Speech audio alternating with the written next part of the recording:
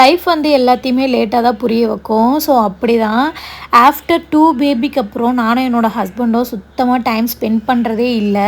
Time spend பண்ணுறதுக்கு எங்களுக்கு டைமுமே கிடைக்கிறதில்ல.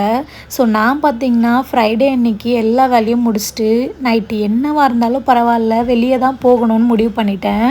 ஸோ எங்களுக்கு ரொம்ப பிடிச்ச ஹிடன் ஸ்பாட் தான் இது காஞ்சிபுரமில். ஜஸ்ட் 50 ருபீஸ்க்கே கறி தோசைலாம் கிடைக்கும். சாப்பிட்றதுல இருக்கிற மன அமைதியும் மன நிம்மதியும் வேறு எதுலேயும் கிடைக்காதுன்னு நினைக்கிறேன் ஆள் நான். எனக்கு சாப்பாடு கொடுத்துட்டா போதும், எவ்வளோ டென்ஷனாக இருந்தாலும் அந்த டென்ஷன் ஃபுல்லாகவே நான் கூல் டவுன் பண்ணிப்பேன். ஸோ நான் வந்து டைம் ஸ்பெண்ட் பண்ணணும்னு நினச்சா கண்டிப்பாக ஏதாவது ஒரு ஹோட்டல் தான் போவோம்.